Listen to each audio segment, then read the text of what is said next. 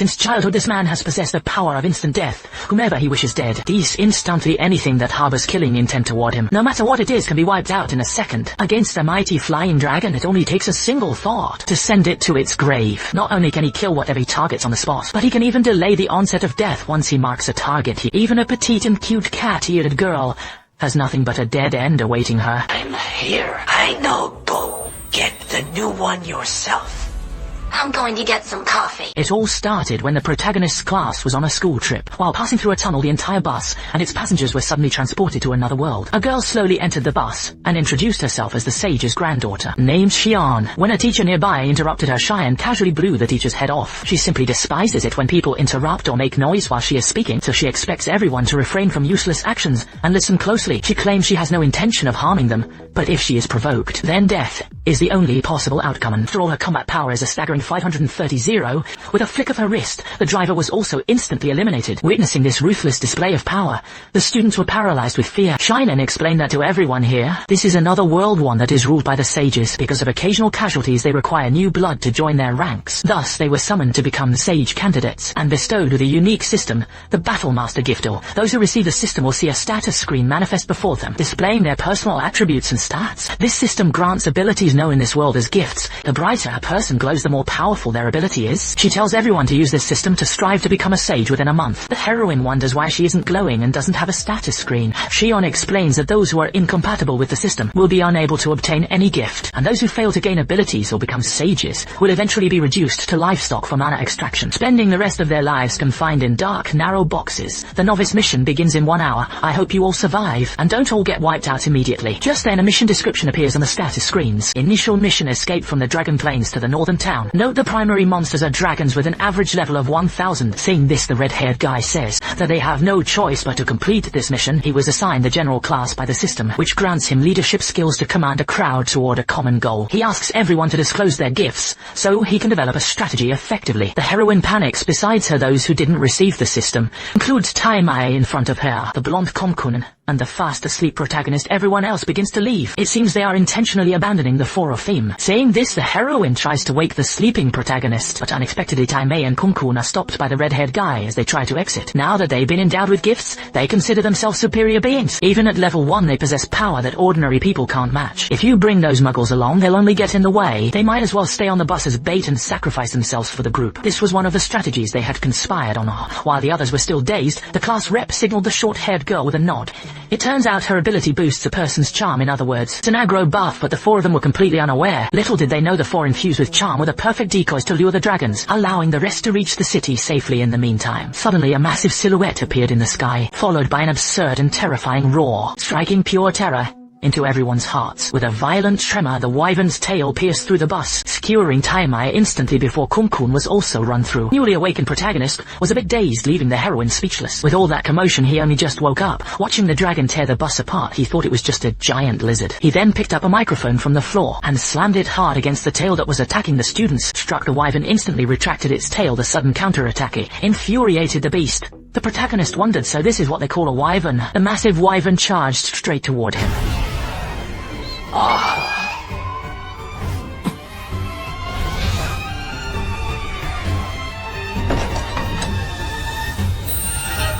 Right. Radio.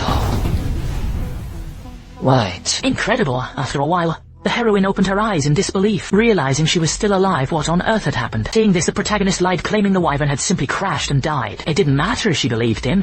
It wasn't that he wanted to hide his gifty, but such an absurd power was something no one would ever believe anyway. He then got out to scout the area and found 3 possible paths: the hills, the town, or the forest. Normally dense forests are more perilous. Just then the heroine noticed something flying toward them. Since those with the system have maps with a tracking feature, they noticed the wyvern's signal vanish. He decided to come back and investigate. Saying this, the protagonist contemplated whether he should just kill them all. After all, deliberately abandoning us here was essentially an act of murder, and their return this time is likely driven by hostile intent. The 3 were puzzled to see the wyvern lying dead on the ground, wondering what had happened. But that didn't matter once they realized the heroine was still alive. Empowered by their new abilities, and seeing the threat was gone, they began to reveal their true colors.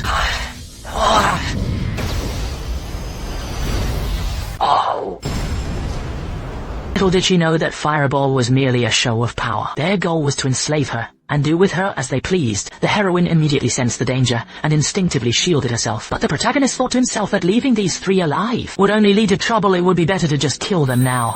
Wash your face. Ooh, can I see it? He's gonna, he's gonna, and then we go. Get rid of it. He's got, no, those are the good ones. And everyone has their own job to do. He got shot, didn't he? The Coco, not Data. Call me Imokaro.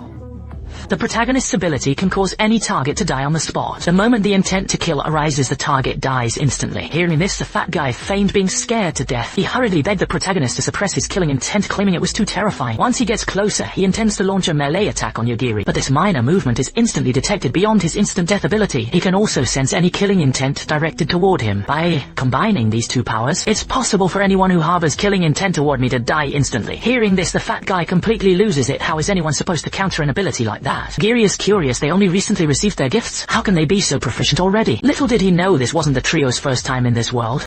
Not long ago, in order to defeat the Demon King, a mage from the kingdom of Iman summoned the three of them. After adventuring here for 2.5 years and defeating the Demon King, they returned to the real world. Only a few hours had passed back home. Knowing there's a way to return home, Yogiri considers simply killing him off. Saying this, the fat guy frantically pulls out a collar. Once worn, the wearer cannot disobey the first person. They see it's an ultra-rare magic item. To save himself, he offers to be Tomochika's most loyal servant, but Tomochika wants nothing to do with it. At those words, the fat guy is immediately choked by the collar. Tomochika then asks if there's a way to avoid becoming the master. The fat guy desperately wants to refuse to answer, but the collar's power forces his compliance. He reveals that ownership can be transferred to someone else. Hearing this, Tomochika immediately transfers ownership to Yogiri. The first order Yogiri gives him, to leave everything valuable behind and wait in the forest for further orders. Meanwhile, inside a certain castle, Shion is rolling around on her bed in excitement, looking incredibly pleased. A subordinate enters to report on the status of the sage candidates. The initial mission is complete with 4 casualties reported. Shion assumed the deceased would be the 4 giftless ones, but unexpectedly it was 2 giftless individuals, and 2 others with S-rank abilities. Though momentarily shocked, she decides it's no cause for concern upon reflection. They simply need to be kept under observation.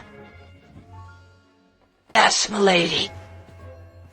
The next day, as Yogiri and Tomochika arrive in town, a voice calls out from behind them. A beast-eared girl appears, having recognized them. As sage candidates, she approaches them with a false offer of help. She hopes to build a connection in case they actually become sages, believing it would be a highly profitable investment. Little do they know, after a tour of the town, she leads them into a secluded alley. Her accomplices were already lying in wait. They had targeted the pair from the start. Robbery is only a secondary motive. Their primary goal is far more malicious. They prey on incompetent sage candidates because those with gifts have been running rampant and doing as they please in the city. Unable to retaliate against the gifted, they take their anger out on Yogiri, viewing a giftless person as a safe outlet for rage and a valuable slave to sell. Upon learning their intent, the protagonist addresses them with chilling politeness. In that case, I'll have to kill you. His directness is almost elegant. To the thugs, however, this declaration is simply laughable. They intend to show the protagonist a fate far worse than death. Seeing this, Tomochika tries to warn the beast girl to stop, knowing Yogiri is invincible. Her warning is immediately met with a chorus of mocking laughter. Then the protagonist speaks with cold indifference. Even so, as you know, everything you've planned it ends right here. It turns out he just wanted to test if he could hold back his instant death ability, but unfortunately, the power is far too absolute. If he wills you to die, you die. Terrified, the beast-eared girl begs for mercy, claiming she has an 80-year-old mother to support and a younger brother to feed, desperately pleading for her life. Yogiri couldn't care less. The moment you chose to be a human trafficker, your fate was sealed in death. The beast-eared girl flees in panic, desperate to get away from this terrifying monster of a man. Little did she know it was all in vain. The moment he activated his power, the causal link of her death was established. No matter how far she runs, only death awaits her. Impressive. Just then, a group of guards appears behind them, intending to question them about the current situation. Yogiri lies, claiming they simply lost their way, only to find all these people lying on the ground. But Dale doesn't buy that nonsense. After all, he had witnessed the scene just now. Hearing this, Tomochika is absolutely livid. If you saw us, why the hell didn't you come help sooner? However, Dale explains that they were investigating the bandits' organization and planned to use the duo's bait to see where they'd be sold. He warns Yogiri not to try anything funny. He claims the guards are all bestowed with the sage's blessing. The power of a gift will be ineffective against them. Just then, George mentions that according to his appraisal skill, neither of them possesses a gift. Dale is stunned. That means the current situation cannot be attributed to them. Hearing this, Dale has no choice but to withdraw his squad in frustration. Seeing this, George apologizes to them and recommends an inn for the night. Once they reach the inn, Yogiri books 2 single rooms. Meanwhile, Tomochika recalled that ever since arriving in this parallel world, it was the first time she had been separated from Yogiri, and she felt a bit uneasy. Just then, a voice called out, and a ghost suddenly appeared floating before her. Tomochika was stunned, but looking closer, the ghost seemed to bear a striking resemblance to her own sister. Little did she know the ghost's name was Mokichi Danara. Mokichi was the wife of the Danara clan's first ancestor's son. Known as the ancestral spirit, she is Tomochika's ancestor, and her guardian spirit, who manifests to protect her in times of crisis. Tomochika wondered why she hadn't appeared despite all the dangers they'd faced before. However, the ghost fearfully explained that she was afraid her sudden appearance would cause Yogiri to instantly kill her, so she wanted Tomochika to warn him first. Well, I guess even ghosts are afraid of dying, but Tomochika was curious how exactly could a ghost help her. Mokichi explained that as a spirit she could provide defense against spiritual attacks. For instance, she was the one who blocked the installation of the gift system, because once you accept the power bestowed by the gift system, your life falls entirely into the hands of the sage, and her purpose for appearing is to help the successor of the Danara-style archery. Tomochika returned safely to her original world. Early the next morning, Yogiri learned from the hotel receptionist the approximate location of his classmates. They seemed to be training in the forest. While moving toward the royal capital, so Yogiri decided to take the train there directly. Suddenly, Yogiri sensed a surge of killing intent, and the train's roof was instantly torn open. A train announcement warned that a sage was currently engaging invaders nearby. Tomochika asks what would happen if you just killed him right now. Surprisingly, Yogiri asks if there's even a reason to kill them. Although the previous attack nearly caught him in the crossfire, it wasn't a deliberate strike aimed at him. Unless someone is looking for trouble, he won't go out of his way to kill them. Otherwise, he'd just be a murderer acting on petty whims. Just then, an invader flew toward them, revealing itself as a massive mecha. However, the sage's indiscriminate attacks resulted in numerous casualties. Yogiri asks why they are being targeted. Please wait, I have no intention of fighting you. I realize how dangerous you are. I am simply trying to survive this encounter. The mecha quickly clarifies that it has no intention of fighting, expressing a desire to negotiate with Yogiri. It even offers to provide anything they might need. Hearing this, Yogiri asks for a way to return to their original world. Unfortunately, the invader can only return to its own home dimension, and it wouldn't dare bring such a dangerous person back with it. The world they are currently in is at the very bottom tier. One must ascend to find the world's coordinates, which also requires massive energy. The invader promises that if Yogiri ever obtains the coordinates and energy, it will help him return to his original world. After reaching an agreement with the mecha, they part ways as being seen as allies with an invader would be extremely troublesome. Unbeknownst to them, Mokomoko snatched a sword from the mecha as they left. It possesses the ability to transform freely at will. Meanwhile, on a certain floating islander, Shion finds it hard to believe that Yogiri was able to defeat a sage. Sag Santaro possesses instant death resistance, so he shouldn't have been taken out so easily. Upon hearing this, Linian felt that while dealing with the invaders is a priority, she couldn't just ignore someone capable of killing a sage. Shion requested that she refrain from attacking the sage candidates. In exchange, Shion would handle the invaders herself. Our protagonist possesses the ability to instantly kill anything. If he wills someone to die, they die immediately. Even abstract concepts like laws or space are no exception. If he wants you dead, you're dead even from thousands of miles away. He could track you down through the connection and end you. I want a cappuccino. I love them all. This background music. Interlude.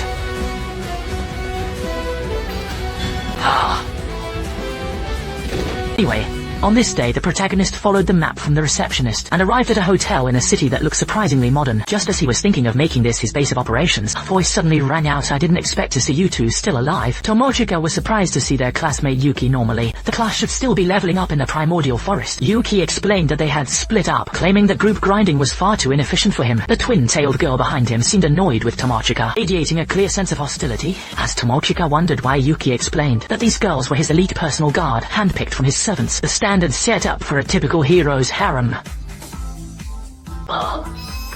Yo, I see you in the night.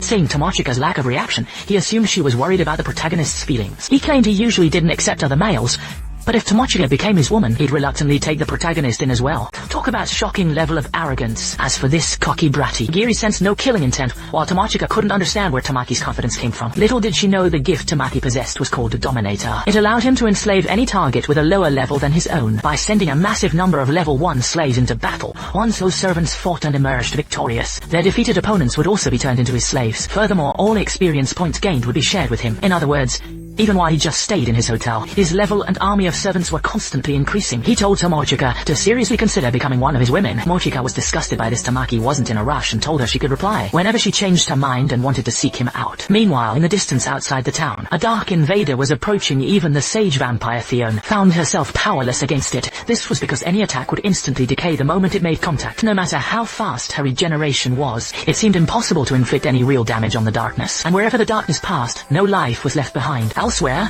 Tomochika was feeling restless in the hotel. Yugiri had been asleep for the past 2.5 days because, as he once mentioned, using his ability causes him to suffer from extreme fatigue. Though it's just tiredness, it doesn't actually limit the use of his power. At that moment, a figure began to slowly approach. Mokomoko sensed a presence. An enemy was watching them. Strangely, however, no physical form could be seen. Worried, Tomochika hurriedly woke Yugiri up. After being briefed, Yugiri sensed something the moment he stepped into the hall. Though the corridor appeared empty as long as there was a trace of killing, intent, or hostility, nothing could escape his perception. Well, I don't know, I don't need you. That's quite the line. Such a cute girl with twin tails dead just like that. When Tomochika came out, she recognized the girl as a member of Yuki's harem. Yugiri noted that he did sense killing intent, but it was directed at Tomochika. To avoid further conflict, Tomochika decided to pack up and leave immediately. Little did they know, inside a nearby dungeon, the moment Twin Tails died, Yuki received a system notification. While reviewing the death playback, he found it incredibly strange. There was no footage of an actual attack. As a professional assassin, Twin Tails would never have left her back exposed to an enemy without cause. The white-haired girl suspected she acted alone, planning to capture Tomochika, either to please their master, or because she deemed her unworthy and intended to kill her. Yuki was puzzled. Normally, shouldn't it be impossible for a servant to act against the master's interests? Actually, if a servant believes their actions benefit the master, there is a possibility they might disregard the master's original intent. Yuki worried that Twin Tails' blunder might give Tomochika a chance to escape, so he sent the loli and the big sister to bring Tomochika back. However, while the two were trying to make their escape, the big sister sent by Yuki appeared right before them, and she activated her magic instantly, encasing both of them in ice. She stated her orders were to take Tomochika. If they cooperated, she wouldn't have to harm the boy. As soon as she finished speaking, Yugiri stepped out completely unscathed. The woman was stunned. Tomochika,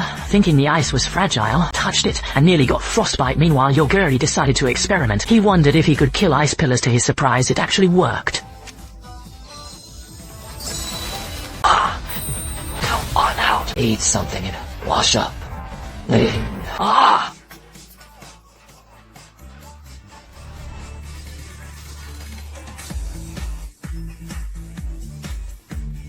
Saying this, the woman didn't hide it. Revealing her ability involves a magic wand. She can only cast magic that is sealed within the wand. Without it, she is powerless to use magic. Her orders were to take Chika, and her allies are already right behind you.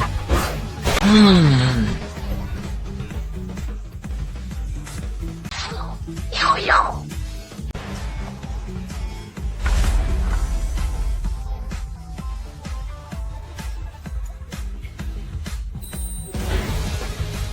Impressive, the girl didn't expect them to be even stronger than she imagined. She then ordered her puppets to teach them a lesson as long as Chika wasn't harmed. However, in a mere instant, every single one of them was killed. Saying this, the girl was immediately struck by panic. Not even the puppets by her side were spared. Then the door behind her swung open.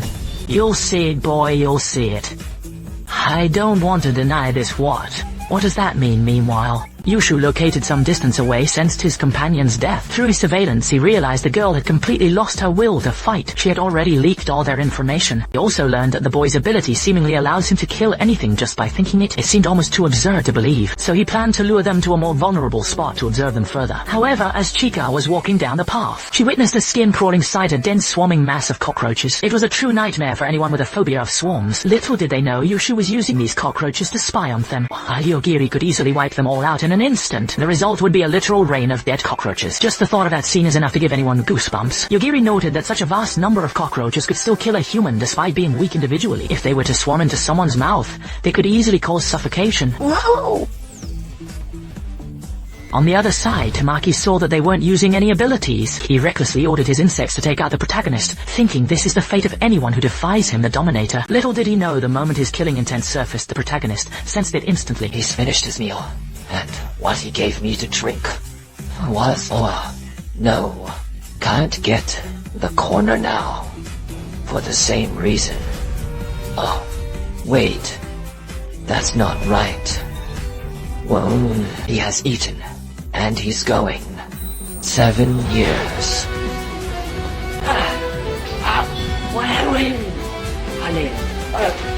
Meanwhile, the healers in Tamaki's harem kept casting spells on him, but it was all in vain. The white-haired boy also sensed that he had been liberated from the domination, so he had no intention of staying there any longer. Little did he know the moment he stepped outside, he would be rooted to the spot. The massive labyrinth and forest had completely vanished. Nothing remained but a landscape of dust. As he turned around, a colossal dark shadow was looming over the town. High above, Linian wondered where the white-haired boy had come from normally. It should be impossible for anyone to survive within that darkness since she had no leads. She decided she might as well make use of him, just like that.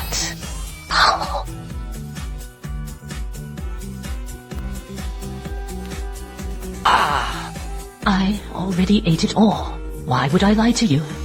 It hasn't been easy, really. And so, just as the duo prepared to head for the royal capital, they were unaware of the successive disasters awaiting them ahead. Not only the encroaching darkness of the invaders, but also the legion sent by Linian to eliminate the protagonist. The man possesses the power to kill anything instantly if he wills someone to die. They perish immediately. Even for the already departed spirits, if he wills it, they will cease to exist. Just now, Hanabusa's city was overrun by the undead legion. The city feels as though it has been plunged into an apocalyptic cataclysm. All of this was orchestrated solely to find the protagonist hiding within the city. They used the broadcast to exploit people's fear of death, inciting the citizens to capture Yogiri and Chika dead or alive, as long as they are brought to the central square within 2.5 hours. Only then will the citizens be spared. Otherwise, the zombie horde will resume its attack. The city's barrier has already been sealed. Escape is no longer an option. With the whole street hunting for them, Chika was a bit bewildered. How did we end up being hunted like this? Yogiri thought for a moment and said, it's likely because I killed a sage earlier. I guess killing people indiscriminately does come with its own set of troubles. Just then the duo was spotted. Fearing resistance, the mob intended to kill them on the spot to claim the reward. Incredible Chika was completely stunned. Just said killing causes trouble, yet he took someone out in the blink of an eye. Yogiri explained, am I supposed to show mercy to someone who clearly wants me dead? If you intend to kill, be prepared to die yourself, even if you're just an ordinary person. The mastermind likely assumed Yogiri wouldn't harm civilians, which is why they incited the mob to come after them. This realization made Yogiri slightly annoyed, so he headed straight to the central square to settle this face-to-face. Unbeknownst to him, the leader found their arrival a bit disappointing. They were looking forward to a game of cat and mouse. Seeing the two turn themselves in so easily, the leader mocked, are you sacrificing yourselves for the greater good of the citizens? Upon hearing this, Yogiri denied it without a second thought. He's no saint, he just wants to take the train and move on. Wang, do me a favor, deactivate the city's barrier and let them leave. Hearing this, the leader's veins bulged with rage, feeling as though he was being mocked. After all, completely surrounded as they were in no position to make demands. Upon reflection, Yogiri realized that made a bit of sense. Negotiate one needs some form of leverage. In that case, I'll use your life as my bargaining chip. The leader gritted his teeth, absolutely seething with rage at those words. He thought this clueless brat still didn't grasp the reality of his situation. How dare he act so high-mighty while looking down on him? He immediately ordered his undead legion to finish the boy off. The reason why Sage Suzune sent him to kill Yogiri was because his undead legion consisted of spirits who were already dead. Thus he believed Yogiri wouldn't be able to kill them again. However... well, he went from laughing triumphantly to being completely bewildered in an instant. The nearby lord immediately raised his hands in surrender, desperately trying to distance himself, claiming he had absolutely nothing to do with any of this. But the leader didn't care about the lord's spineless behavior. He only wanted to know how his undead could possibly die. Yogiri was also a bit puzzled by the leader's logic. What do you mean already dead? If something moves, doesn't that mean it's alive? The leader was in shock. How did he pull this off? If they were already dead, how could they possibly die again? Seeing his confusion, Yogiri said, I'm the one who defines what death is. If it moves, it's alive. If it dies, it stops moving. Your classification doesn't change that. Hearing this, the leader finally realized he had been played by Suzune. She knew exactly what he was capable of and sent him here to die anyway.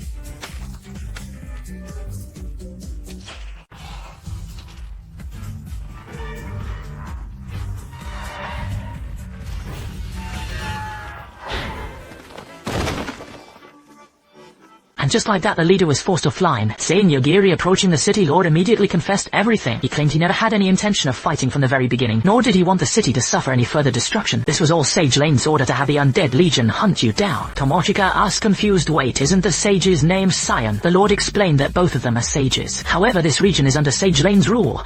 and I am merely her attendant, managing this area for the time being. Just then, Nokomoko gave Yogiri a warning. Something under mind control was approaching from nearby. Yogiri also clearly sensed the bloodlust filling the air. They were closing in on the center of the square from all directions. Meanwhile, not far away, Lane was controlling the barrier and casting mind control magic on the citizens. The white-haired attendant was worried after all his former master was killed through a remote link, but Lane didn't care. She was simply curious about just how much of a threat Yogiri actually was. Whitehair believed that with Yogiri's current power, he might be a mythical being far beyond sages or sword saints. Making an enemy of him would not be a wise choice. These words actually made Lane pause and think. She knew Whitehair was well aware of her strength, yet he was still genuinely worried. This meant Yogiri's power was even more formidable than she had imagined. Back at the square, Yogiri had already been surrounded by the citizens. Tomoshika was confused. Can't you do it this time? Can't you just trace the connection and take her out directly? Yogiri explained that the situation was different to trace the source. There must be a direct link. Last time I used Tamaki's servants as a link to kill him. Suddenly, a nearby citizen lunged straight at him. Right.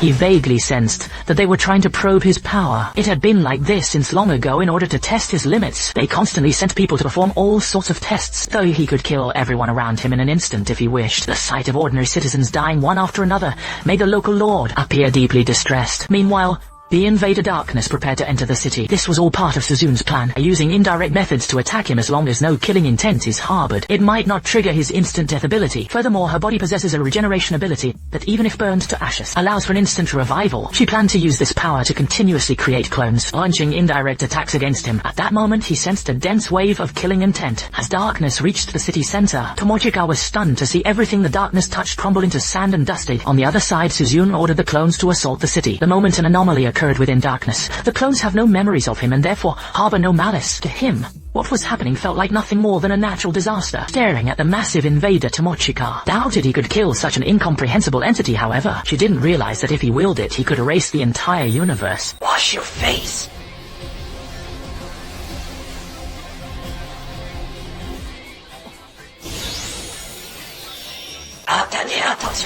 Attention.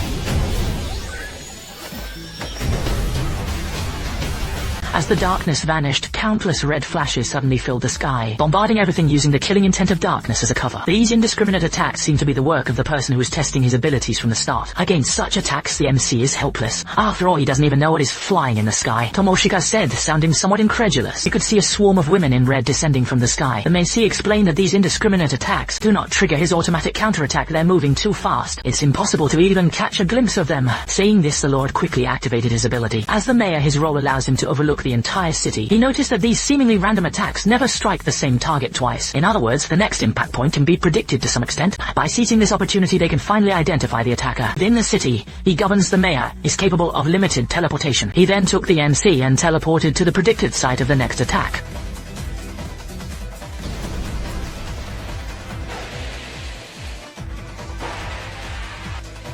On site. Wash your face. Let me wipe it for you.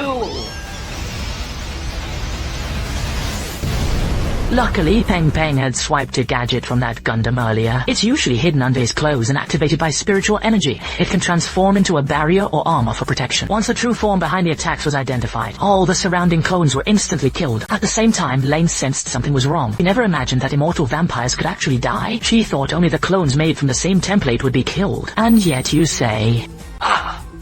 It's nothing. No, so they can't sing. Sorry that was.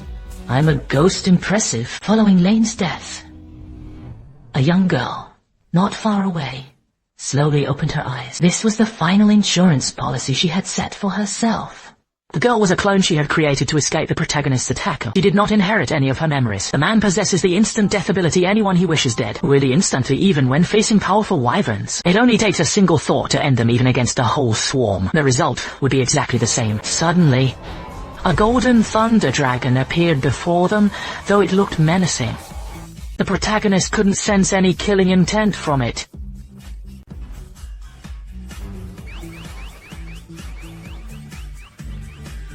What oral report? Let me see that Nashabisa. Come on, let's Samantha. I can't do that work. How? Out do. Well, see, as the old saying goes.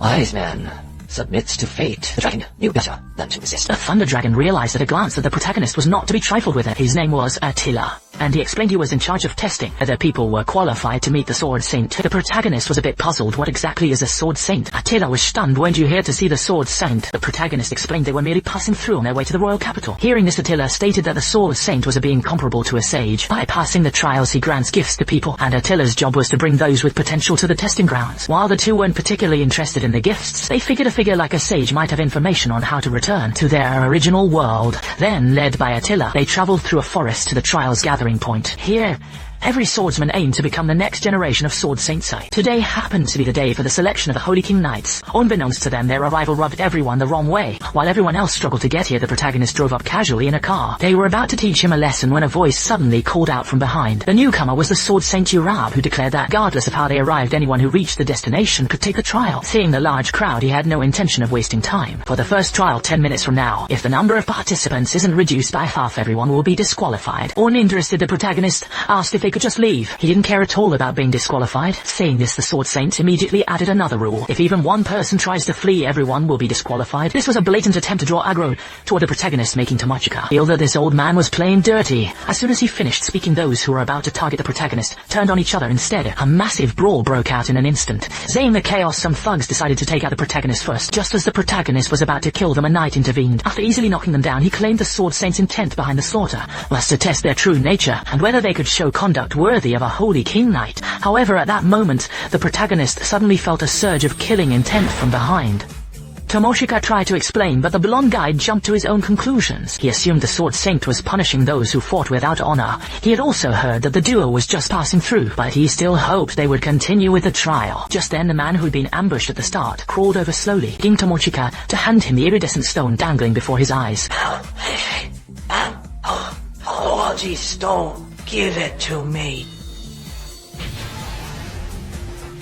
Tomochika was baffled. Only half of his body had been left just a moment ago. How was he suddenly back in one piece? The Sword Saint announced the trial's end and that they needed to move to a different location. Although Yogiri felt like he was being dragged into some troublesome business, he followed along anyway to gather more information. The blonde man who helped them was named Rick, and this man was Rainier. Rick explained the nature of the Holy King Knight trial to Yogiri, stating that humans and demons are essentially on opposing sides everywhere. The demons serve the demon god, and the Holy King is the one tasked with opposing him. 1,000 years ago, the Holy King personally sealed the demon god. Now, the demon god's kin are causing unrest everywhere to resurrect their master. However, Tomochika didn't care much about all that. She was more curious about Rainier's strange stone. Rainier explained that it was an item given as an apology, capable of healing severe wounds or being used for a lucky draw. Because of his extreme misfortune since childhood, he's faced all kinds of disasters. While on a mission for a mysterious organization and near death, a goddess appeared before him and bestowed upon him the apology. Stone sacrificing 3 stones allows for 1 draw. With 30 stones, you can do a 10-roll draw.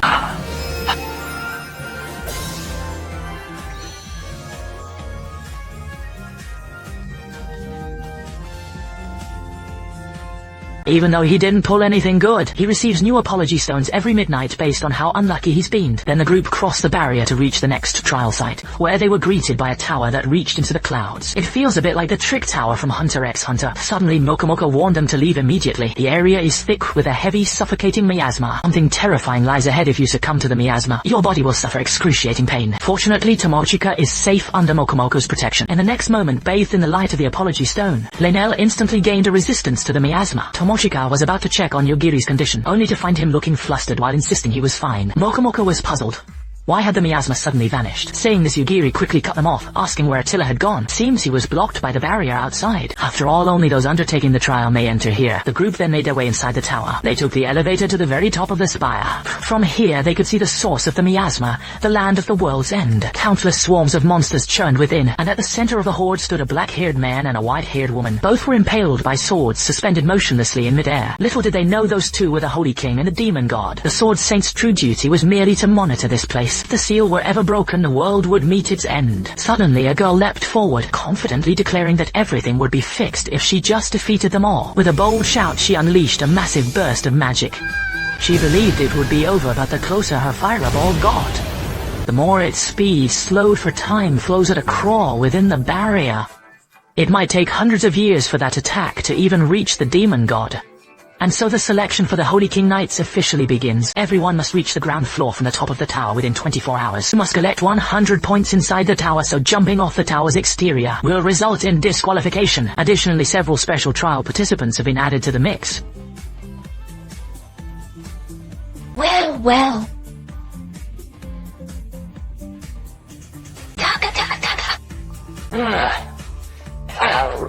How many? Issei. Suki. Oka. Deshu. Suki. To avoid drawing suspicion, the two of them quickly slipped away. Inside the tower, casualties were already piling up, but thanks to those victims, most monsters and traps had already been cleared. Now they just needed to watch out for any remaining traps. No sooner said than done. Rainier stepped right onto a trap and was instantly skewered by a hidden weapon. He felt terrible despite being so careful. He was just a total loser who couldn't help it. Saying this, Rainier used apology. Resurrect on the spot to prevent further accidents. He tied the apology stone directly to his hand just in case. Yet, despite being so incompetent, he actually dared to lead the charge. Shortly after entering the room, a blood-curdling scream echoed out. Upon entering, they found a green-haired girl guarding the doorway. Lee Kei recognized her at a glance to earn points. She would ruthlessly kill anyone else attempting the trial. She was once a Holy King Knight, but after accidentally killing too many people, she was stripped of her title. Luckily, she was given another chance to test. She had already filled the area with steel wires waiting for prey to walk in. Anyone who entered was walking straight into a death trap. Saying this, Lee Kei told them to find a chance to run while he held her off. Hearing this, the girl immediately attacked with her steel wire sow. If a bunch of rabble like you were to survive, the Sword Saint would surely find it quite troublesome.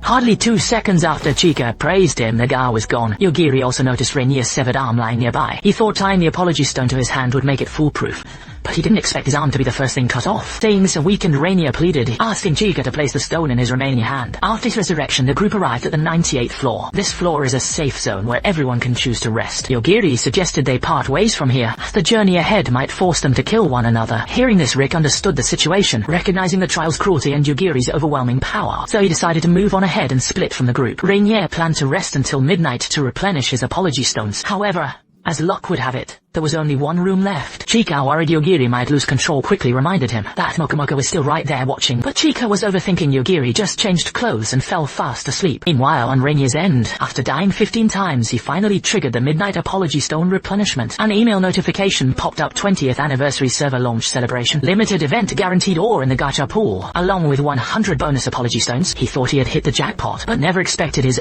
summon to be the goddess who summoned him in the first place. Rainier was dumbfounded. Was the goddess supposed to be his new party member? The goddess explained she was just checking in on him and updating his save point to this current location. You'll be resurrected here no matter how many times you die. Hearing this, Rainier felt like he was about to have a mental breakdown. What kind of person sets a save point in such a dangerous place? No sooner had she spoken than the goddess vanished from his sight. Meanwhile, inside the tower, the white-haired man looked at the control center in confusion. The number of casualties in the tower didn't match the number of souls collected at all. However, the Sword Saint didn't seem to care. As long as there are enough souls to sustain the barrier, it's fine. Early the next morning, as Chika just woke up, she found Yogiri sleeping on her chest, making her face turn beet red instantly. Just then, Mokomoko kept crying for help as he was stuck tight against the wall, unable to move an inch. Mokomoko explained that after they fell asleep, intended to give them some space, but then saw Yogiri cuddling Chika. He thought it looked interesting and decided to take a little peek, but that curiosity led to this predicament. The tower seems to be designed to harvest and concentrate the souls of the deceased. The walls and floors possess a powerful attraction for spirits. He had accidentally been stuck there all night. Just then, Yogiri woke up, and Mokomoko asked him if there was any way out. Yogiri touched the wall, locking onto the source of the attraction. As he activated his instant death ability, Mokomoko was finally set free. Still, he wondered why a tower would need to collect the souls of the dead. Yogiri realized that this trial likely had a hidden darker agenda. He told Chika to be mentally prepared for what's to come, would not hesitate to eliminate any enemies they encountered from now on. Since everyone in this trial is filled with killing intent, there's no room for hesitation. Yogiri hopes Tomochika wouldn't be too afraid of him, but she was just puzzled. Why are you still bringing that up? As far as I'm concerned, if you use your power for me, it's the same as if I did it myself. That's how I felt from the very beginning. I know you only do it to protect me. I'm not so ungrateful that I despise the person who's helping me. Hearing this, Yogiri was slightly flustered, feeling a strange warmth in his heart. Soon after, they ventured further into the tower. Yogiri used his instant death ability to bypass every trap and puzzle along the way. They expected an easy stroll to the top. Suddenly, a man appeared telling them that cheating was frowned upon. He was the creator of the tower. and had been watching their every move. He was deeply offended that the puzzles he spent so much effort on were being ignored. This made him incredibly annoyed. Yogiri explained that they just wanted to find a way out. Creator then revealed that the tower's true purpose was to maintain the barrier sealing the demon god. If Yogiri were to destroy it, the world would be in serious trouble. Yogiri suggested that he simply let them go, and everything would be fine. Unfortunately, the creator didn't trust Yogiri, suspecting he might be a pawn of the demon god's kin. If you intend to kill, then die. When the two reached the next floor, they found themselves in what looked like a massive arena. A rabbit-eared girl was currently locked in combat with a swordsman. The girl was clearly struggling, pinned down by her opponent's attacks. Suddenly, a voice called out from behind her, telling her to stay focused, and that the enemy's attacks were nothing to fear. With your strength, you can take him down easily. Seeing this, the rabbit-eared girl swung her great sword and charged forward aggressively, but her weapon seemed too heavy, causing her to miss her opponent every time. Seeing this, the man told the swordsman to stop holding back and show his true strength, as hiding his identity in front of him was pointless. Hearing this, the swordsman removed his hat, and his hair turned white, the unmistakable mark of a half-demon. He planned to finish them off in one fell swoop before the sword saint noticed.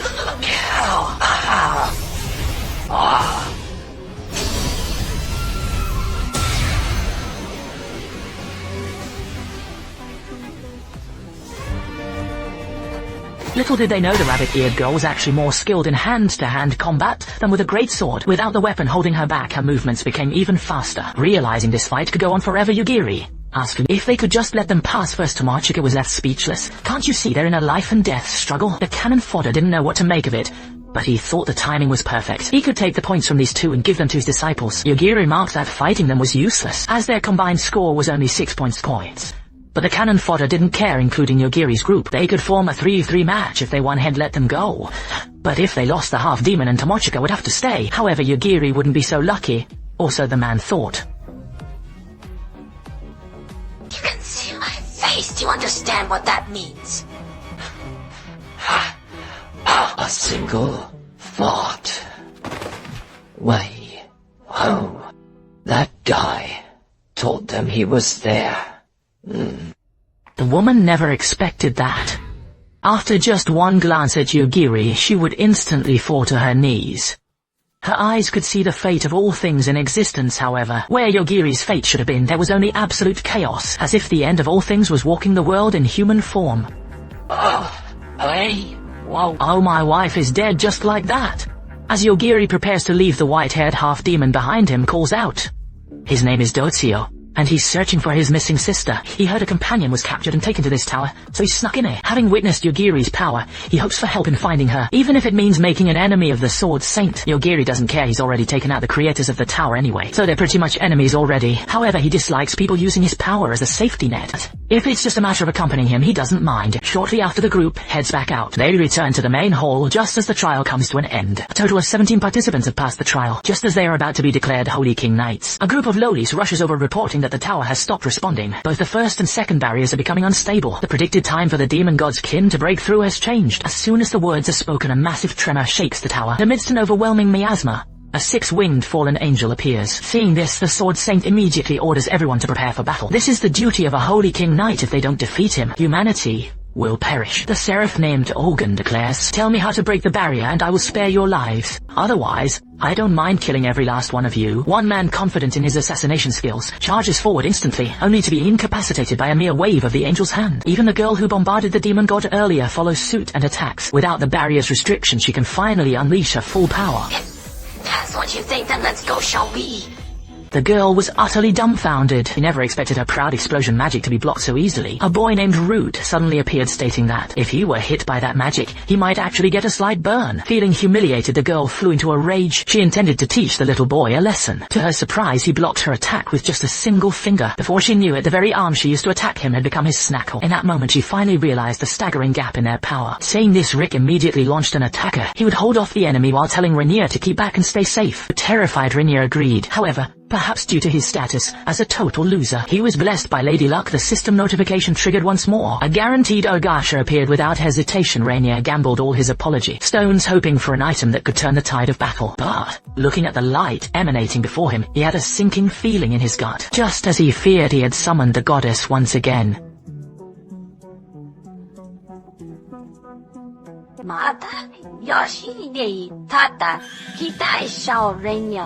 thought victory was assured, but he never imagined that the goddess would actually be a villain.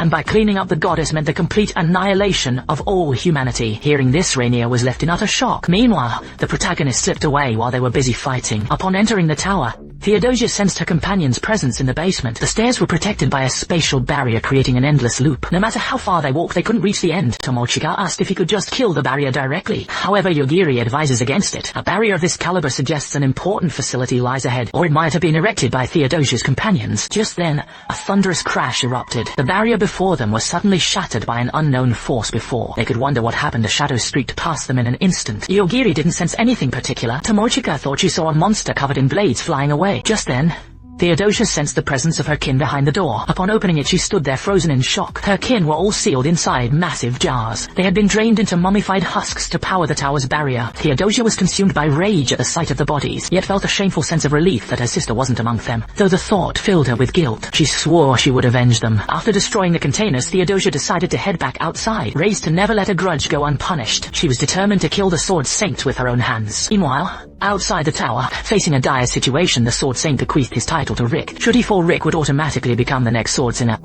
He prepared to unleash his ultimate strike, fueled by the tower's accumulated power. Hearing this, Rainier felt a pang of guilt. He had wanted to help, but never expected the goddess to be a villain. He also recalled that even if he died, he would just return to his save point. So he resolved to buy some time for the Sword Saint. He questioned why the goddess was chatting so amiably with the enemy. Although the goddess hadn't intended to tell Rainier, it was thanks to him that she made it this far, and letting him die in ignorance. After feeling a bit guilty, the goddess explained that the demon god at the center of the seal was actually her husband. He had disappeared to parts unknown, and never returned. So she sent messengers across many worlds to track him down. She soon learned that he had been sealed away right here. However, progress stalled even after finding his whereabouts. No one she sent could defeat the Sword Saint, so she tried the opposite approach, sending someone as incredibly unlucky as you. Perhaps it could lead to her lover's resurrection and humanity's extinction. Hearing this, Rainier never imagined that a loser like him would one day be the catalyst for the end of the world. Saying the seal was nearly undone, he asked the goddess if they should wait. To be safe, the goddess summoned a mirror to survey the area. What she saw left her absolutely delighted. Not long ago, the creator of the seal was alive and well. Now he's suddenly dead. Had he been alive, the seal could have been repaired at any moment. Even the goddess Slayer is dead, so there's nothing left to threaten her life. The goddess assumed this was all thanks to Rainier's terrible luck. Rainier thought that if he died, the chaos might end. But the goddess didn't care after all. If he died now, it would be permanent. The wonder on thin ice ability she gave him has already vanished. If he didn't mind, he could witness her lover's revival before dying. Then she pulled the core of the seal out of the void. With one crush, the barrier would vanish entirely. Just then, the protagonist group stepped outside and realized that things were taking a turn for the worse.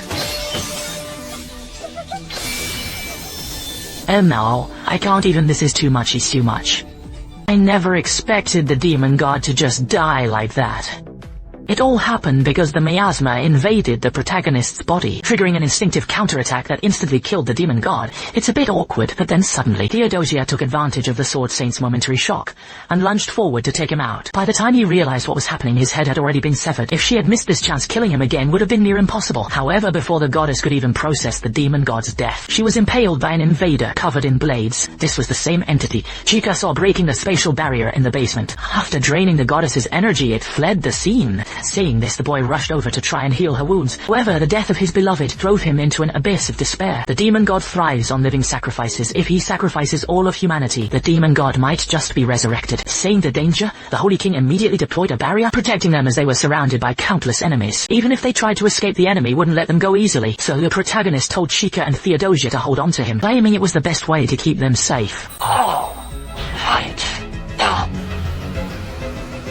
The maddened goddess began a spree of mindless destruction. Nearby, a blue-haired girl dragged a chubby boy toward the tower, acting on Cheyenne's orders to locate the protagonist. The girl Aoi asked Rick if he knew the protagonist, but they picked a terrible time to arrive. Aoi then activated her fate-based ability to assess the situation. As her power surged, all of Rick's data appeared in a status screen. She saw that he had just gained the title of Sword Saint and informed him, if he can pierce the goddess with a holy sword in his hand, this battle will finally be over. Rainier didn't even know how he realized the blade in his hand was the holy sword. Since it was capable of slaying a goddess, he charged forward without a second thought, and finished her off right then and there. Saying the attacks had ceased, the Holy King quickly spotted the protagonist.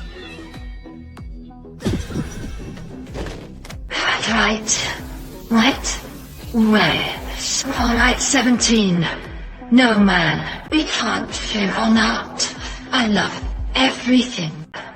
It's nothing sweaty or what it doesn't look like you do, baby.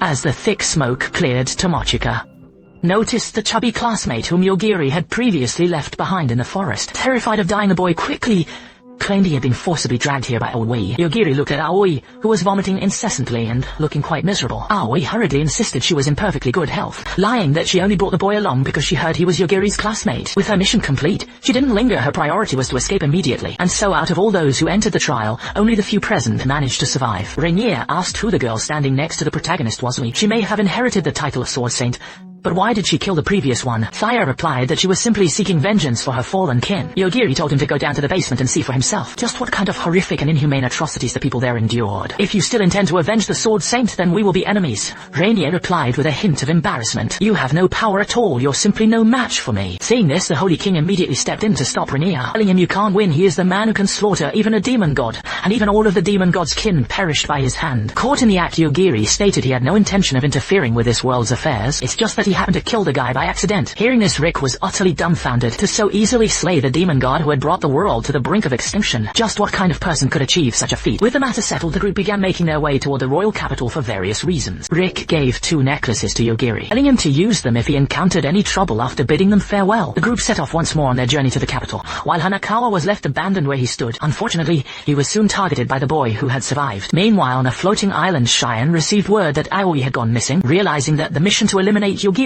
had likely failed. To uncover Yogiri's true identity, she summoned someone from Japan who knew him personally, one of the staff from the original research facility. Upon learning he'd been summoned by Cheyenne and being asked about Yogiri, the man was stunned, never imagining that another world actually existed. He wondered if Yogiri's power had originated from this place all along. He hurriedly checked his device and was shocked to see Yogiri's tracking signal active. He was genuinely grateful to Cheyenne for summoning Yogiri away, calling her the savior of humanity. He had lived in constant fear that Yogiri might accidentally destroy their original world.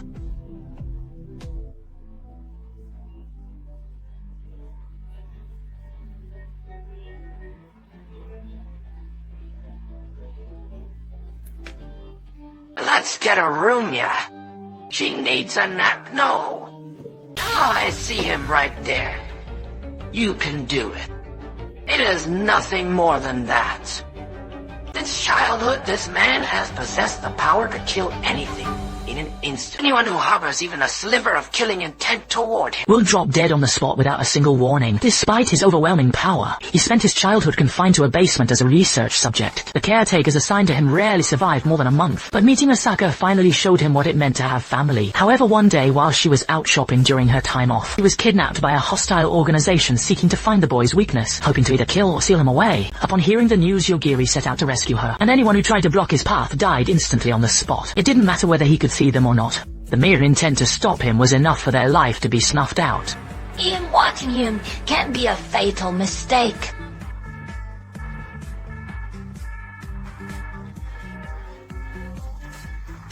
Me neither, mind you, I just want to eat good food. Even threatening him with hostages is futile, as he only needs a single thought to make any living creature drop dead instantly. These were the childhood memories the protagonist recalled in his sleep. Soon they reached the gates of the royal capital by car, but they were quickly surrounded as if they were villains. It turns out the vehicle they were driving belonged to the Undead Brigade. Despite their attempts to explain, they couldn't ease the suspicions of the guards. Seeing this, Yogiri quickly stated that they were Sage candidates summoned by Sage Cheyenne and had come to the capital for their trial, though a quick scan verified his status in seconds. The guards still suspected they might be faking their identities. Speechless, Yogiri eventually produced the necklace Rick had given him. In an instant, the entire guard unit dropped to their knees, for Yogiri was holding an amulet engraved with the royal crest. I thought we could pass through smoothly, but an unexpected interloper blocked our path. This blonde youth is also a member of the royal family. There were 2 messages contained within the necklace. First, it proves they know Rick. Second, it identifies them as Holy King Knights. As Holy King Knights, they must possess holy swords granted by the Sword Saint. However, Chika mentioned that after Rick became the Sword Saint, he didn't seem to provide them with holy swords as proof of their status. Hearing this, David couldn't help but burst into laughter. Rick becoming a Sword Saint, what a complete joke. Since you can't prove your identity then as a holy king knight himself. He'll show you his swordsmanship if you lose to someone without even a basic sword rank. Then he couldn't possibly be a holy king knight. Seeing this, Chika was about to just walk away and forget it. But Mokomoko urged Chika to fight him directly, because she could see the blonde guy was a total weakling even if things got dangerous. The protagonist would surely step in to help. Left with no choice, Chika had to bite the bullet and face him. At the word go, both sides instantly assumed their battle stances. The blonde youth used an orthodox stance, while the Danara style belongs to a school that fights without any sense of sportsmanship. Their motto is victory through deceit, deceiving the enemy with completely unpredictable movements. While the enemy is focused on the weapon in her hands, her hidden left foot slowly slides forward to close the gap, combined with her outstretched sword. She moves continuously in the opposite direction, causing the opponent to misjudge the distance.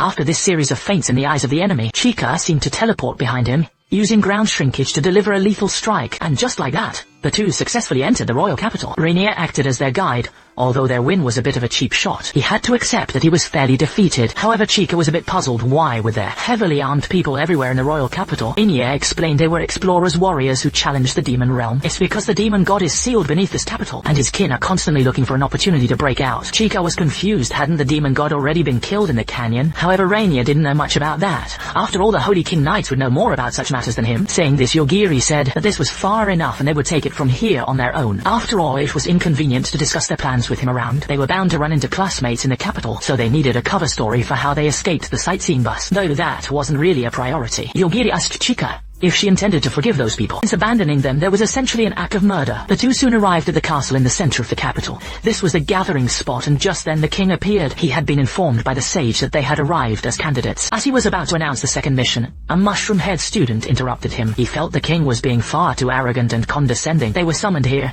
and weren't even citizens of this country. Yogiri couldn't help but wonder, how has an idiot who can't read the room survived this long?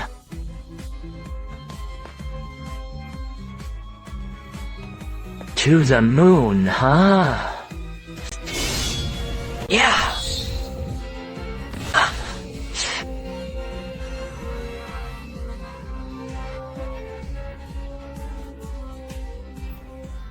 Slow down. Over here, on my own, a king's journey.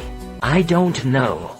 The king said they just need to conquer the underworld and defeat the demon god, and the sage will recognize their great achievement. There's no need to worry about the severed fingers either. Royalty possesses the power to weaken gifts once they leave his side. The fingers can be reattached. With that, the king departed. Although Yugiri's goal in the royal capital is to find the sage, he isn't sure what the next move should be. Hearing Tomochika's shout, everyone turned around, shocked to see they were still alive. However, three people glared intensely at Yogiri as they headed to their base. Class representative explained to them that leaving them behind on the bus was a decision based on the situation. After all, those without gifts would only be a burden. So he doesn't believe his judgment was a mistake. Tomochika was annoyed, but realized it didn't really matter anyway. After all, if Yogiri wanted to eliminate them, it would only take a single thought. Just then, a voice rang out. A pink-haired girl, feeling they were some of the few allies in this other world, expressed her hope to set aside grievances and work together. Meanwhile, Tomochika explained to Yogiri that the girl was Sora Aoi, very famous idol both in school and in show business, and currently the leader of this group. Her idol gift allows her to make people take oaths, strengthening their abilities through her covenant skill. She urged everyone to drop their hatred and defeat the underworld's demon god together. Afterwards, the boys and girls returned to their respective floors. Just as they were about to introduce themselves, there was a knock at the door. A gloomy-looking fukai came to see Yogiri, saying he wanted to talk. As it turns out, he's a member of the organization, and his mission so far was to monitor the protagonist's every move. Protocol forbade approaching or even looking at him. He then plucks out his own eye, a prosthetic eye implanted by the organization, with the power to see through supernatural phenomena. However, its power faded upon arriving in this world, so he no longer has to obey the organization, and came to come clean to the protagonist about everything before taking his leave. At the same time, Chika finds the protagonist. Once outside, Ryoko suddenly drops to her knees to apologize to him. It turns out she and the blonde Carol also belong to different organizations. She apologized because she's terrified that the protagonist might accidentally kill them in an instant. The protagonist is speechless. They're acting like he's the demon god himself, but it's clear they are all well aware of his true nature. Hearing this, Carol explains he's from the agency specializing in ninjutsu and covert ops. Ryoko is from the institute, while Fukai belongs to the order. They were all dispatched specifically to keep tabs on the protagonist. The protagonist is exasperated. He knew he was being watched, but he didn't expect there to be quite so many spies. At this point, Chika asks the protagonist if they should all work together to find a way back home, but he quickly declines, since the sage's only mandate is for them to achieve great feats. Offering our own opinions would only cause unnecessary friction. Maintaining basic mutual assistance is the most practical approach. Shortly after, the group gears up and enters the dungeon, primarily to familiarize themselves with each other's fighting styles. As luck would have it, the person assigned to protect them is Rick, whom they had just parted ways with it. Low-level monsters are no threat to Ryoko and Carol at all, as they easily clear out most of the monsters on the first basement floor. Afterwards, Sora asks Chika to step forward and give it a try, since she's an idol and the other girl is a cheerleader. It's usually not their turn to join the fray. Follow his lead, and I'll follow too. Look at me. I'm on to eat. That's some. Meanwhile, Yogiri encounters a four-armed monkey, but instead of using instant death, he uses his perception of killing intent to dodge attacks by positioning his weapon along the trajectory of the killing intent. The monkey naturally lunges straight into his blade. Elsewhere, in a tavern within the royal capital, Yuki and a demon god's kin disguised as a girl arrive to gather information. Though the demon god is dead, he left behind a seal key, which seals his sister. They hope to release her to avenge him. However, they must first find the entrance to the demon realm to break the seal. To prevent Yuki from being recognized by his classmates, she grants him a cognitive impediment skill. Upon hearing this, Yuki breaks into a wicked grin. He plans to use this power to satisfy his dark desires. At that moment, a figure flashes past, walking straight toward the trio.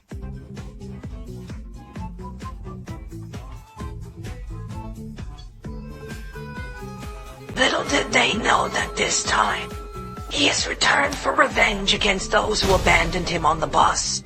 After being impaled by a wyvern and dying, he returns and tells them, from this day forward, he will kill one person every day, and they are to tell the rest of the class. Just like dead dogs rotting in the dirt, he will beat every last one of them to death. Yuki has no idea that this man had died and was resurrected. He was consumed by rage, believing his classmates had abandoned him on the bus. Just then, Shion slowly approached him. She intended to pry for information about Yogiri, but before she could ask her, the fat boy immediately claimed they still had to investigate the demon realm, trying to make a quick escape. Seeing this, Shine offered to share what she knew, only if they provided intel on the boy in return, as she wanted to eliminate him for being a volatile threat. After the exchange, Cheyenne revealed the entrance to the demon realm. Later, upon returning to the Sky Island, her subordinates reported that the sage candidates had already reached the 6th level of the demon realm. It wouldn't be long before they reached the 7th. Hearing this, Shine felt the progress was far too easy. She wondered if she should turn up the difficulty for them, but her subordinates disagreed. Defeating the demon god was already a monumental task. Primary concern now was how to deal with the protagonist. Just then, a knock came at the door. To their surprise, the class representative walked in. Since this area was accessible via portal, he had used his problem-solving skill to find his way here.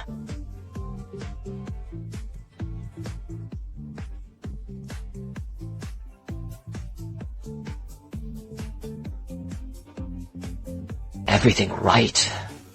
No. Everything right? I truly love it.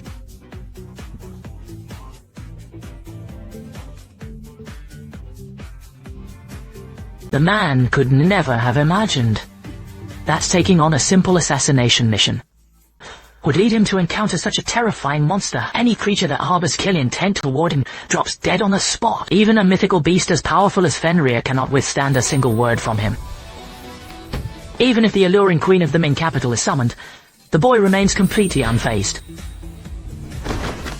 Absolute badass. However, just before 2:30, the leader of the Assassin's Guild, the Dark Courtyard, received a contract to assassinate the protagonist. The briefing warned that the boy possessed an absurd instant death ability, so he decided to use a pawn to conduct an experiment. Unexpectedly, the moment killing intent surfaced, he was instantly countered by the instant death ability. Next, he planned to target Chika to test the protagonist's reaction, but the protagonist, sensing the intent, protected Chika just in time, leaving the old man nearby to take the hit as a bystander. What he didn't expect was that the protagonist seemed to have pinpointed his location and stated he was coming for him. Terrified, he immediately tried to escape by plane, but the moment he took off, the protagonist killed the engine instantly.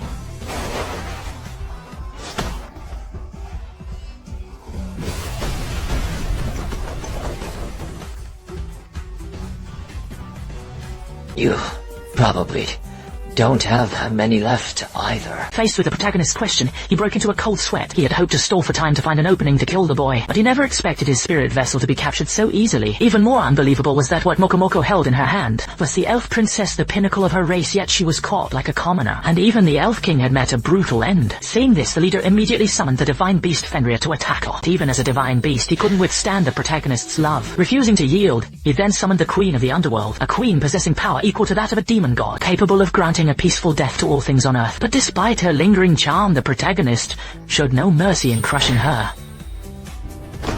Incredible now, the leader was in total despair. However, just at that moment, a young girl attacked the protagonist to protect her master. For some reason, his instant death ability didn't trigger this time. At the critical moment, Tomochika caught the flying knife just in time. She was simply stunned to encounter someone from her past in this other world. And you speak, it was like a line from a modern English proficiency test.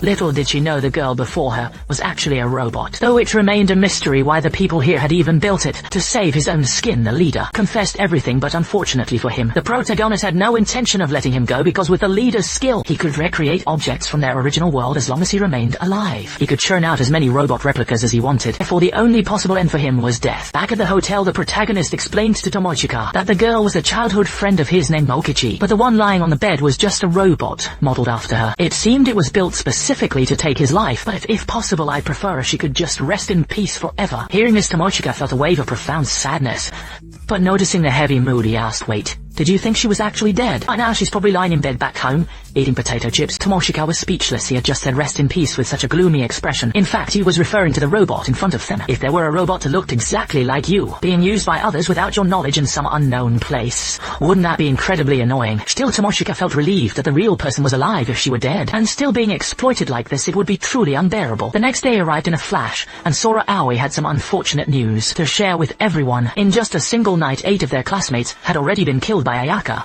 and Ryoka was the girl who in the first episode was used and abandoned on the bus by her classmates to die. To her surprise, she discovered that she was actually an android, recalling how she was discarded because she hadn't awakened to Gifty and was left behind on the bus like a mere tool. She swore to have her revenge for all the humiliation. Upon arriving at the royal capital, she immediately beat one of the pervert trio to death. Since then, her classmates have been hunted down one by one, prompting the kingdom to demand their immediate departure. They concluded that if this continued, the nation would eventually face ruin. Thus, in order to become sages as quickly as possible, the group headed back to the demon world's depths by defeating the demon god, that they could finally be granted the title of sage. However, upon reaching the 6th floor, over 50 monsters were waiting for them. Saying this, the class leader immediately organized a tactical breakthrough. After all, his command ability allowed him to coordinate everyone's combat maneuvers. Sigh.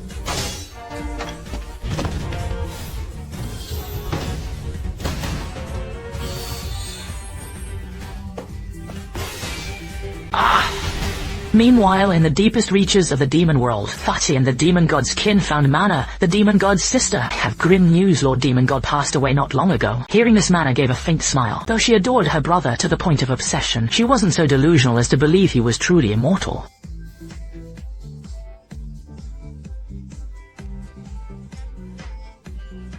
You need my son to make the move. I don't know why you like that fine. I know. But so do I, me too. Good day.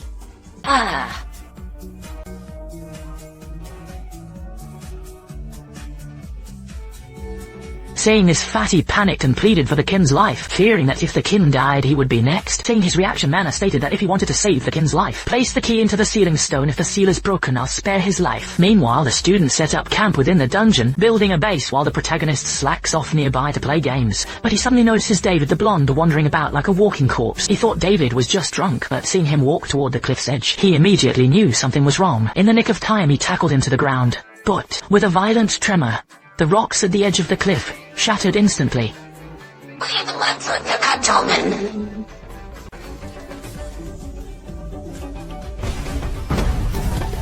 Incredible, this man possesses the power to kill anything instantly. Whoever he wills to die dies at that very moment. Even a saintess with the power of the cat god, as long as she harbors killing intent, not even another dimension can shield her from his instant death ability. But though Fukai also possesses an instant kill ability, there is a world of difference between him and the protagonist, simply because Cyan the sage felt the trial was becoming too easy, and that any further progression would be a waste of time. Though she issued a new trial, the students must now kill one another. Only the lone survivor will be crowned the new sage. And don't even think about escaping. 1 hour after the trial begins, she will personally execute anyone who has failed to kill another student. Hearing this, Fukai, who also wields a kill ability, was far from pleased. He had only just escaped the protagonist's threat of death. He wasn't about to let himself be played like a puppet. Seeing his reaction, Sanye said with a faint smile, "Well, the gift works on me too if you actually have a way to kill me, and the trial will end right here." No sooner were the words spoken, and now Masio is making cute kitty noises. Hilarious.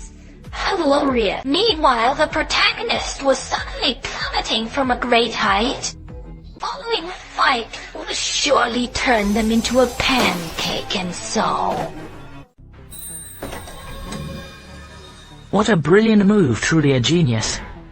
Why does this actually make a weird amount of sense? Surveying the surroundings, Yogiri realized they had accidentally reached the deepest part of the underworld. The 7th floor nearby Rick was in the process of releasing the barrier the demon god used to seal his sister. At that moment, the sister Mana couldn't help but feel a surge of joy. To her, the broken seal meant her brother finally allowed her to roam the world. With the task complete, Rick helped his subordinate loot as they prepared to leave. However, as they moved, they realized something was very wrong. The floor had become slimy and extremely difficult to traverse, Loot noted. That Mana's body was rapidly expanding. It seemed she was preparing to give birth to her own brother. At this rate, we'll all be devoured by him. Heavily wounded Loot knew he was nothing but a burden. Knowing Rick knew the shortcut out of the underworld and not wanting to slow him down, he kicked Rick away to safety. Unable to escape himself, Loot ultimately became nourishment for the demon god. Seeing this, Rick didn't stop to think. He immediately turned and bolted. Meanwhile, Yogiri and Chika learned about Cheyenne's trial mission over the phone. She told them to contact her if they found themselves in any danger. Just then, Rick came running out in a desperate panic. The moment he saw Yogiri, it was like finding a lifeline. He dropped into a smooth, desperate kowtow.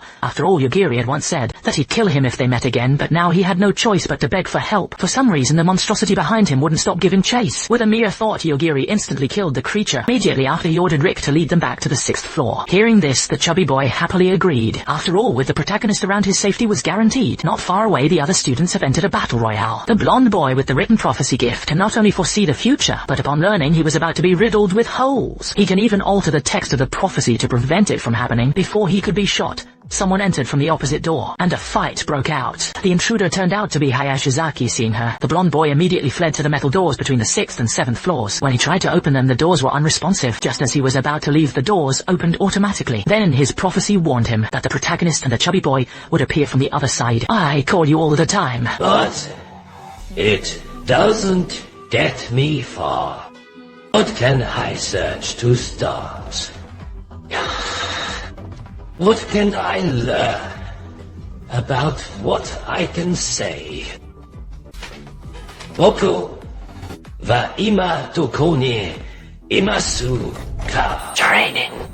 Incredible, anyone who shows killing intent toward him won't even survive until the 2nd episode. He then tried to contact Tomochika to confirm her location, but she didn't answer. At that moment, the chubby boy discovered a system message. He had been entered into the Sage Candidate selection battle. Participants must fight until only one survivor remains. The protagonist thought this was actually perfect. If the chubby boy escapes the selection, Cheyenne will definitely come looking for them. Meanwhile, the girl with the power of the saint lay leisurely on her bed. She can annihilate any monster with her holy water. While conversing with the cat god in her mind, a voice suddenly interrupted her. She never expected someone would dare to sleep so leisurely on her territory. No sooner had the words been spoken than the bed beneath her vanished. In its place, a massive 25-ton boulder came crashing down on her. Seeing the impact, the man in glasses assumed she had been easily dealt with. To their shock, the saintess suddenly teleported behind him, leaving both of them completely stunned. According to their intel, the saintess's power was strictly limited to purging monsters. At this sight, the blonde guy immediately activated his space teleportation. His class is deliveryman, allowing him to use any door as a portal for spatial travel. However, even the magma he teleported in failed to cause her any harm. Seeing their reaction, the saintess explained that no attack could ever affect her. Upon hearing this, the two were struck with terror. Watching their reaction, the saintess couldn't hide her twisted delight. She simply loved watching those who were overly confident in their own power crumble into expressions of pure despair when they realized they had met someone far superior.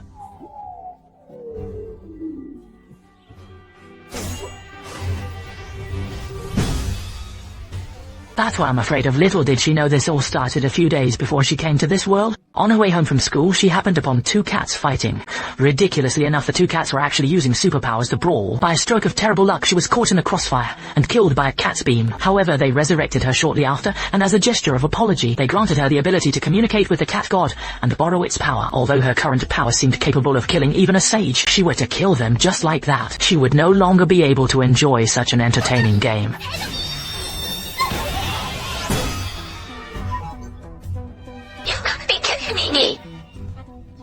Meanwhile, Hanakawa, also known as Fatty, had just arrived in the area when the Saintess suddenly warped right in front of them.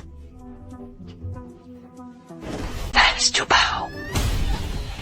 Impressive. Little did they know, besides his instant death ability, Yogiri also learned some close combat moves from Mokomoko. Something unexpected occurred and the Saintess began to panic. In an instant, the white cat god died a mysterious death from that single blow. Enraged by the sight, the black cat god bestowed all its power upon the Saintess. I can't get it tonight. I can't get it. I can't get it. Don't you know? This isn't good, old man. Elsewhere, Tomochika watched as the battle within the stronghold grew increasingly chaotic. She had thought they could find refuge here. Unexpectedly, Mokomoko sensed someone driving spirits toward them. They even emitted interference signals, cutting off communication with Yogiri. Looking closely, she realized it was Shika, who was known for his counting ability. Tomochika was confused. Wasn't his ability just counting? Hearing this, Shika explained that his true ability is that of a spirit medium, capable of commanding spirits at will, such as the ancient species princess by his side. It's ridiculous the reason his surface ability appeared to be counting was actually due to the princess's power, but since that was useless, he tracked down Tomochika, intending to seize Mokomoko for himself. Just as he spoke, Mokomoko was suddenly pulled away by a powerful suction. Forced into a state of possession, Mokomoko merged with Shika. Before Tomochika could even react, Shika lunged at Tomochika. She narrowly dodged the attack in the nick of time, but empowered by Mokomoko, he had instantly gained immense physical strength. A direct hit wouldn't just be fatal, it could leave her permanently crippled. Tomochika was speechless. Her own guardian spirit was actually attacking her. Mokomoko explained that he had no choice. Under forced possession, he could only serve as the enemy's source of power. Immediately afterward, the combat suit on Tomochika's body was deactivated. After all, maintaining the combat suit relied entirely on Mokomoko's power. Trash! Nails to the throat. Then... Oh, now. Where should we head next? Having seen quite a sight, the protagonist puts his coat over Tomochika. From his tone, he noticed that Mokomoko seemed to be possessed. If you won't behave, I'll just kill you. Upon hearing this, Mokomoko couldn't stop trembling. Rainier also noticed that the spirit seemed to be deathly afraid of Yogiri right then. A voice rang out. The group on Sam couldn't hear the words they were saying.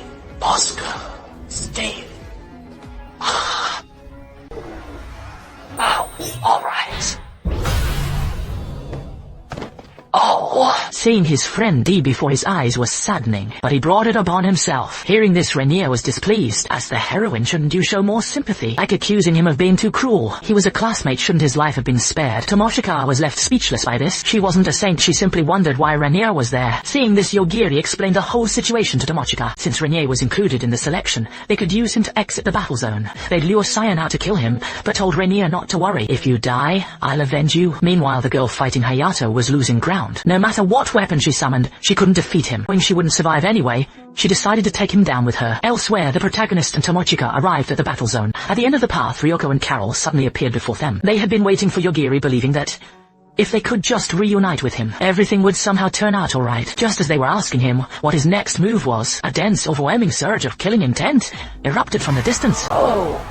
Tomorrow, victory will be mine. This man possesses the power of instant death if he wants someone dead. They die instantly, even if magic is cast against him. Single thought from him can kill the magic itself. Escaping to the ends of the earth is futile if he so desires. He can strike through space or even time to end your life. Even against the world-ending demon god, the moment they harbor killing intent toward him, they won't survive for more than 2.5 seconds. I want a new one.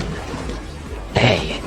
Incredible, just moments ago, the girl sacrificed all her power to create a concentrated energy core, planning to use its nuclear scale force to take Lin Xiang down with her. Yogiri instantly sensed a thick, suffocating aura of death filling the air. He quickly told everyone to take cover behind him. After the blast, the surroundings were left in utter shambles, as if they were standing in the middle of an apocalyptic wasteland right then. Xiaopang noticed a group of soldiers charging toward them from a distance. Looking closer, he realized they all bore the exact likeness of Lin Xiang. Unbeknownst to them, in the preceding explosion, 6 layers of her android body had been completely obliterated. Now her AI system presented 2 options. Either wait for self-repair or use the Dragon Jade for an instant recovery. The cost, however, was her humanity. She would be forced into a dragon form. Hearing this, Lin Xiang didn't hesitate for a second. She activated the Dragon Jade. She had no more time to waste here. After all, she is hell-bent on getting revenge on the students, even if it means transforming into a dragon. In her dragon form, she possesses a special ability. She can use her own teeth to summon an army of dragon knights, tasked with tracking down and eliminating the surviving students. Fate would have it, they ran into the protagonist's party immediately after being summoned.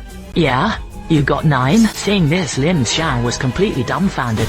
Everything was going fine, so why did they all suddenly drop dead? However, the moment the AI saw Yogiri, it completely lost its composure. Because Lin Xiang is actually a hypothetical human, a failsafe created in case the protagonist accidentally wipes out the entire human race and next generation humanity project. If you encounter him, the only option is to flee. You must never make an enemy of him. Lin Xiang was outraged by the AI's warning. She had sacrificed her humanity to become this monstrosity, just for revenge. And now that her targets are right in front of her, there's no way she's backing down. Tomoshika watched the approaching dragon with curiosity. It looked just like the ones that attacked them when they first arrived in this world. Right. Unbelievable, even the way it died was exactly the same. But Tomoshika was confused. Lin Xiang was clearly dead, so how was she here? Meanwhile, the little fat guy was terrified by the scene and urged them, since we're using him as bait to lure out Sage Shion, then we need to get out of here as quickly as possible. However, the surroundings have been blasted beyond recognition, making it impossible to determine their location or which way to go. Shion probably has no idea what's even happening here. Just as the words left his mouth, Shion suddenly appeared beside them. She looked at Yogiri, appearing somewhat puzzled. She distinctly remembered sending someone to dispose of him. However, before she could finish her sentence, his legs suddenly went numb. Yogiri had been waiting for him to show up, and he had no intention of wasting words. He instantly killed Shion's right ankle, making it easier to extract the information he needed. Seeing this, Shion tried to use magic to blow Yogiri's head off. With a single thought, Yogiri killed the magic itself. Yogiri then spoke in a calm tone. Don't bother with lethal magic, such skills are useless against me, because you'll be dead before the spell even triggers. All he wanted was a way back to their original world. Since Shion summoned them, she ought to know the way. It's fine if you won't talk, but until you do, I will kill you off bit by bit. Hearing this, Shion was terrified and used teleportation to flee, unaware that distance provided no safety from his power.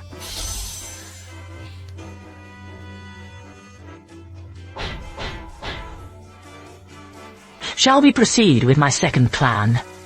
Just then her companion rushed into the room. Before they could even speak in the next second, their ankles were instantly killed by Yogiri as well.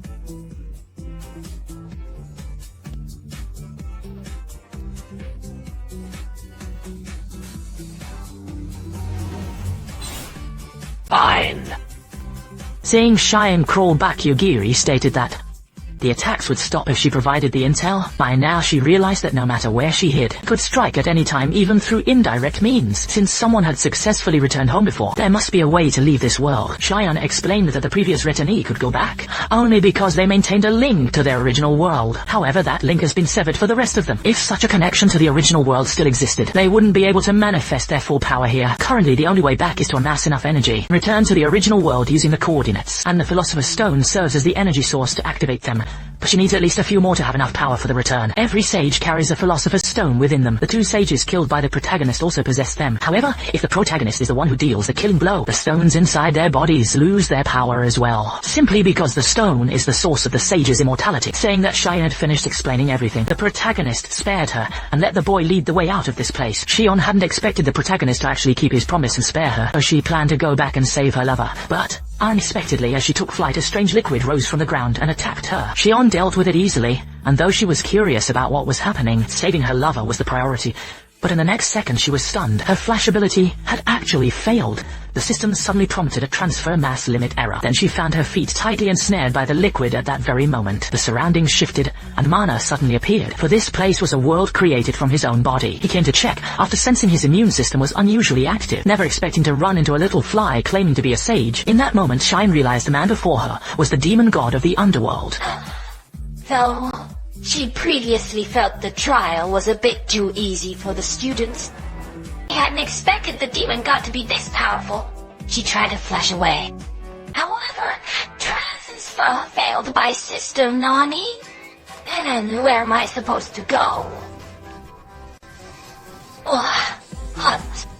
Oh, TikTok. I am no open TikTok.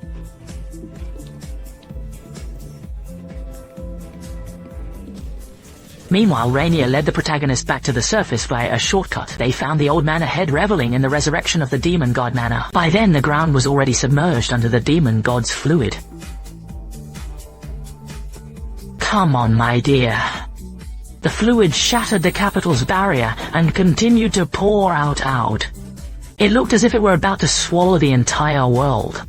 Rainier was paralyzed with fear. Seeing this, Tomachika asked what it was. Rainier explained that this was a demon god from the deepest depths of the demon realm. The seal had been broken by someone seeking self-preservation. The chaos continues, you have to tell me. Just like that, the demon god also met a gruesome end at the hands of the protagonist.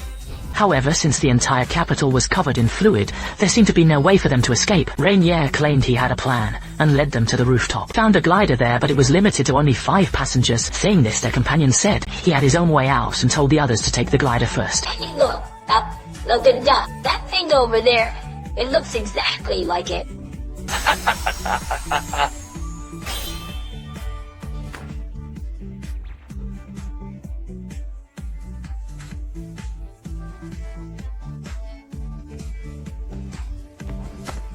Wow.